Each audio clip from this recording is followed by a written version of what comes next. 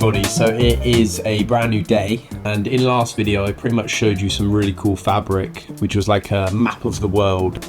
It was a really cool fabric, and I said in the last video that I was going to do the bag in that video and the jacket in this new video, which is exactly what I'm going to do. So I'm just going to re-show you the fabric again and just lay out on the table. By the end of the video you will see a completed garment, and there should be something cool halfway through this video where I'm going to be finishing the jacket in a different location.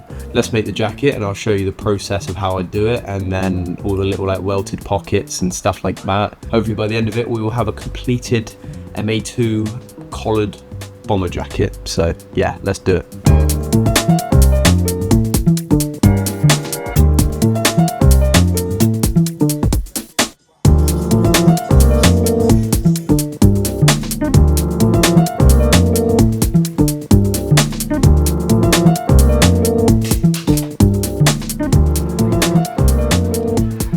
So normally I like reference patterns from stuff that I find that I like online, and then I change it up, put it into paper format, then sort of like make it my own pattern. But this time I have taken an MA1 bomber jacket part. It wasn't a branded jacket, it was just some random military jacket that I've used. I don't tend to do this all the time. I normally just make my own patterns from existing stuff that I change, but this one will be quite a simple project, so this is a existing pattern that I'm using. And to be honest, I don't think there's anything directly wrong with that. I think, you know, creativity comes back around, and it's not like what you do, it's how you do it, in my opinion. You know, I tell stories for each of the garments that I make. Obviously the pocket placements and stuff won't be exactly the same and things will be changed up, but I just thought it was important to share that the pattern that I'm using to be able to create this garment isn't original and I didn't make it, but you know, I don't think that takes anything away from it personally. And also I do see it as kind of like recycling too. There's nothing wrong with going out and sort of going to like charity shops and finding like shapes and patterns, or thrift shops and finding like jackets that you like the look of or like the shape of. It's how I started. I think it's how a lot of people start in making clothing. By taking these garments apart and sort of understanding how they work was a big part of how I learned how to even sew in the first place, or even understand pattern making and all that sort of thing.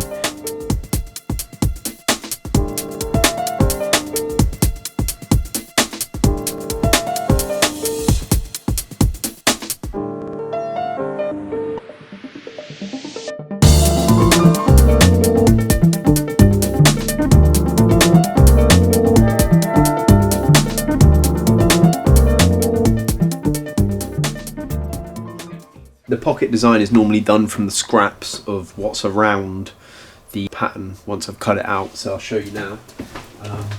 From the arm piece of fabric and from the main piece of fabric, I've got all of this left. Should be able to get the welted pockets done, maybe an inside pocket. Then all of these sort of long bits, maybe even some of this, can be used for maybe doing some like smaller pockets. But I just freestyle pockets, and maybe I'll show you the intricacies of a welted pocket in this video because it's quite interesting to see.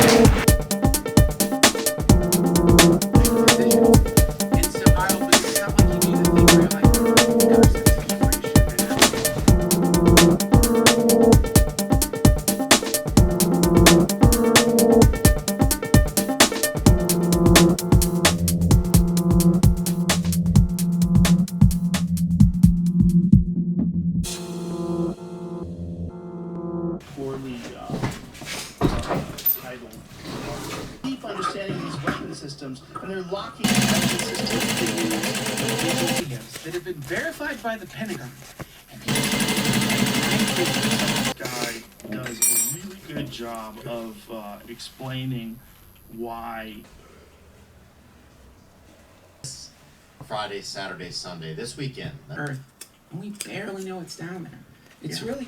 I met a psychologist. This dude's trailer, where I guess he's sitting watching. Yeah. I mean, I think there's a lot of investigation into that now. Yeah. Like an hour has passed since the last clip, and I'm really happy with how the pockets are looking so far. I can envision this jacket being sick, but I just went and got food, and I walked in the pouring rain, so now I'm soaked through. So I think I'm just gonna chill out tonight and then start this tomorrow morning, and then just bang out the whole jacket and get it to a point where I can carry it on in the cool location I was talking about earlier, where I'm going to finish it and show you the garm in a little bit of a different way. So yeah, let's start this tomorrow morning and get in nice and early and smash out the jacket. Hello, so it's the next day. Basically, I went out for a meal last night, and the reason I cut it short was because I felt like very ill. I think I've got a little bit of food poisoning, but I'm just going to try and trudge through this jacket because there's a whole plan around what I'm doing today. I'm shooting a cool video after the jacket's done, so I've got to get this jacket to 90% completed and then finish the rest in a cool location. So I'm not going to talk too much, I'm just going to get it done. I'll be showing obviously all the different sort of intricacies in and out of how I make it, and then we'll film the rest of wherever I go and shoot this. But I feel very ill at the moment, so yeah, just trudge through it and then we'll see where we are. £3.50 eggs and toast on a Sunday noon. She is a princess, she is a diamond, and she rates my tunes. And my beard's not fully grown, but it's cool though, cause man I still look manly. And in my house it was always reggae. I say thank you gladly. I used to drink apple juice, but now I'm choosing cranberry. But I'm still scared of the dentist. At school I was good with words, feeling young and apprentice.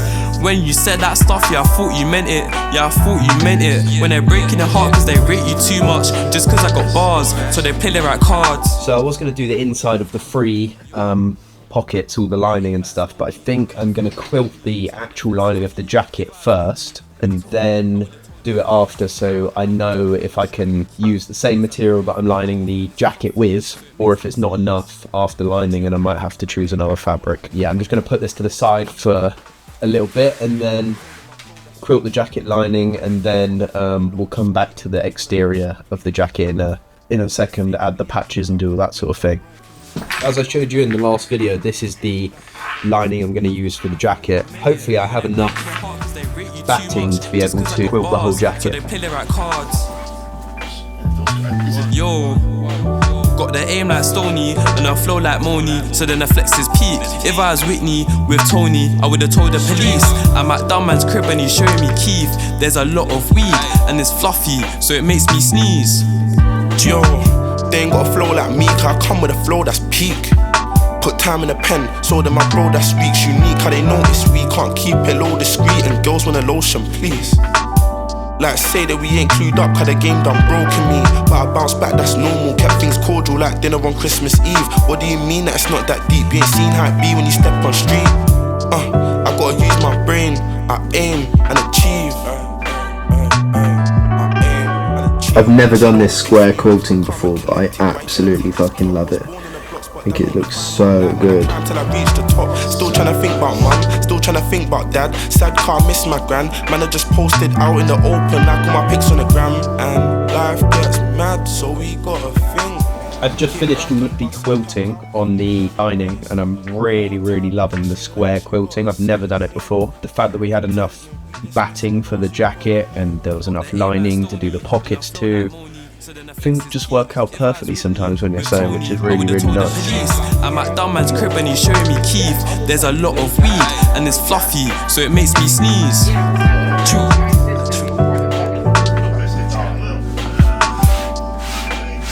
I've literally just finished putting all the inserts, like the lining, into all the pockets in the jacket. I quilted them too, so it has a really cool effect in the pockets. It's the same quilt as the lining, which is nice for consistency. But essentially now I am sorting out all the patches and where I want all the different patches to go on the jacket, really. So I'm going to film this whole process, and then I'm going to stop at a certain point and show you where I'm going to finish the jacket.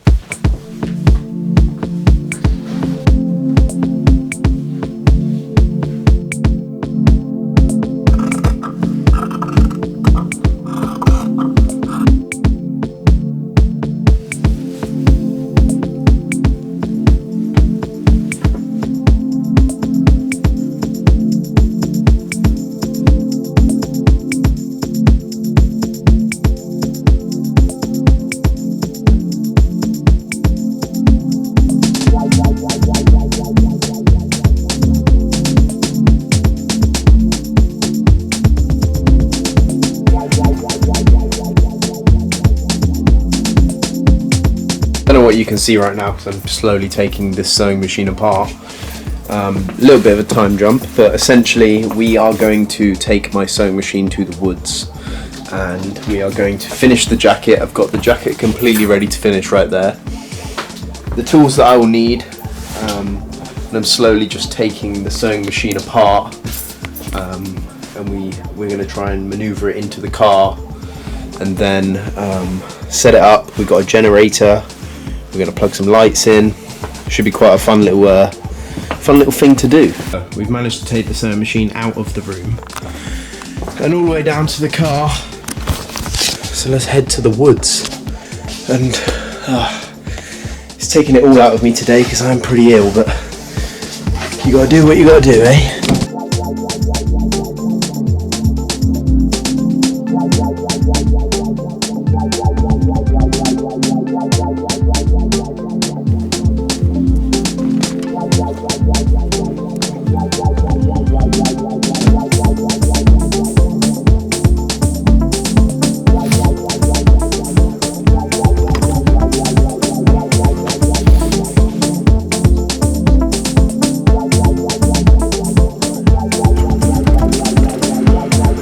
Saying, imagine you see some like yellow eyes just poke out looking at you, like you just hear it.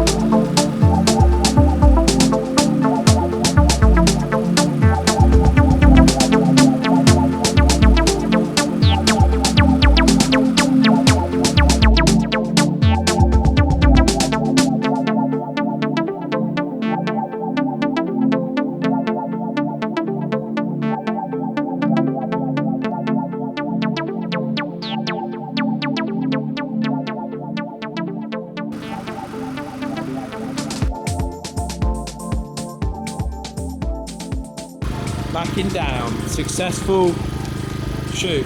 W shoot. That's alright. Big hands.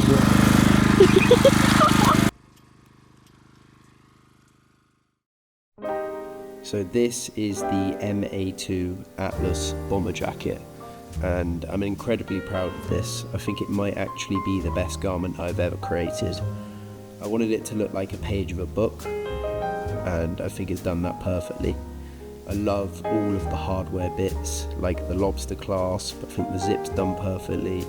I also love the pockets, 2 little pockets on the top right, and the 2 welted pockets are perfect. Love the patches. They've all got atlases and globes all over, so it fits the aesthetic perfectly. I love the name and date labels, because when you receive them you can write your name and the date you got it in there. It says relic from the past, crafted in the present, which is a metaphor for my garments. The APOR 05 serial number, which is essentially architect's print on reality, and then number 5 of the garments that I have made so far for this collection. And what you just saw was a behind the scenes of me finishing this garment in the woods, which will turn into a proper video that will go up on my Instagram and on the YouTube channel, so look out for that too. Thank you for watching as always, and I will see you soon.